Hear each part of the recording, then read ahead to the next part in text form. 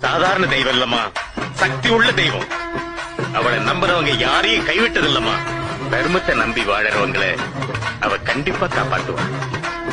தர்மத்துக்கு விரோதமா நடக்கிறவங்களை அவ கண்டிப்பா தண்டிச்சிருவா.